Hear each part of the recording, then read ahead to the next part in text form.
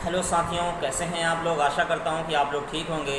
आज जिस टॉपिक पर बात करूंगा वो अपनों की सताई ब्रह्मणी काशीबाई। देखिए, आप लोग सुनते जाइए नारी का जीवन। जैसे जैसे हम सावित्री बाई फुले की ज़िंदगी में आगे बढ़ रहे हैं, बहुत सारे ऐसे वाक़यात और हालात हमारे सामने गुजर रहे हैं जिससे हमें बहुत ही जो है कह सकते हैं कि ये सुनने के बाद इतना अफसोस हो रहा है कि किस तरह का हालात जो है उस ज़माने में हुआ करते थे।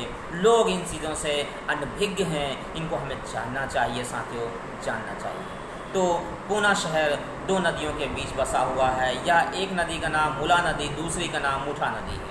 इन दोनों नदियों के जल से ही पूना महानगर का जीवन यापन होता है। मुठा नामक जीवनदायिनी नदी ये पूना महानगर का जीवन यापन है।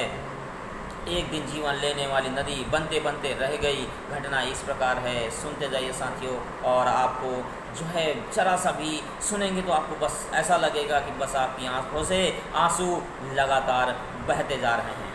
पूनावासी काशीबाई नामक विधवा ब्राह्मणी के उदाहरण से तो सभी परिचित हैं। अपने ही परिवार और समाज में कामान दुराचारियों के पाप कर की वजह से वह एक दिन गर्भवती हो गई। लोग लज्जा के कारण काशीबाई खुदकुशी करने के इरादे से पूना में मुठा नामक नदी के पुल पर कूदकर आत्महत्या करने जा रही थी। इत्तेफाक से उसी समय उधर घूमने के लिए निकले महामना फुले को सफ़ेद बस पहने काशीबाई दिखाई पड़ी। तत्कालीन नारी की बर्बर स्थिति से अवगत महात्मा फुले को उस औरत की मनोदशा समझने में देर नहीं लगी। तत्काल वे उस स्त्री के पास पहुँचे और उसे सांत्वना देने लगे। लेकिन इसी बीच महात्मा फुले ने इस दुखरी आदि से बातचीत के दौरान उसकी पूरी हकीकत जान ली। यानी तत्पश्चात ज्योतिबा फुले को काशीबाई का सहारा देकर अपने घर ले गए। और सावित्री को जब पता चला कि आज उसके पति ने दो जीवन की रक्षा की है और ब्राह्मणी विधवा को अपने घर ले आए, तो सावित्री ने पूरे उत्साह से भरकर अपना सीना चौड़ा और करके कहा, पतिदेव, आज मुझे आप पर बहुत गर्व महसूस हो रहा है। तुरंत भाग दौड़ कर सावित्री बाई ने उसे रहने सहने की प्रसूत की पूरी उचित व्यवस्था की। देखिए यहाँ पे नारी की कैसी हालत है।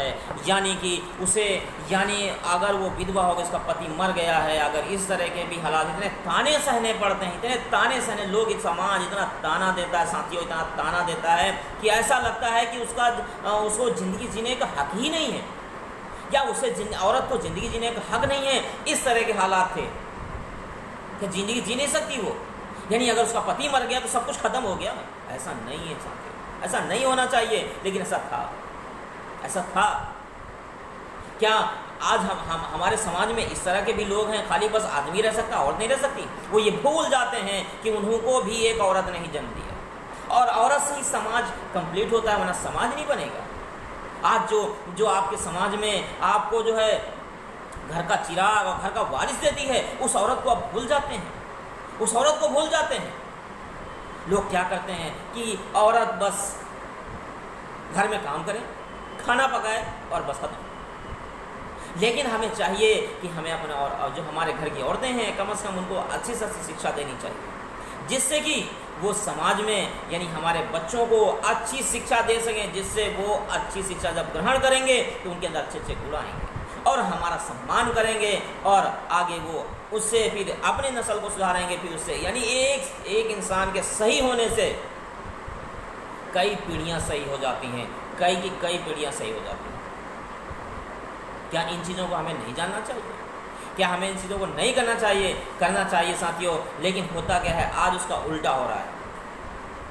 शिक्षा नहीं दी जा रही जिस तरह शिक्षा देनी चाहिए, कि हमें अच्छी से अच्छी शिक्षा देनी चाहिए। क्योंकि मुझे पता है कि घर में मर्द होता है, उसका काम सिर्फ कमाना होता है, वो बच्चों को उस तरह से नहीं देख सकता है, उस तरह से नहीं केयर कर सकता है जिस तरह से औरत समझा सकती है, औरत केयर कर सकती है, बच्चों को अच्छी से अच्छी शिक्षा दे सकती है साथियों, बच्चों को अच्छी शिक्षा दे सकती है। हमें चाहिए कि हमें औरत को पढ़ाने का काम करना चाहिए साथियों, काम करना चाहिए।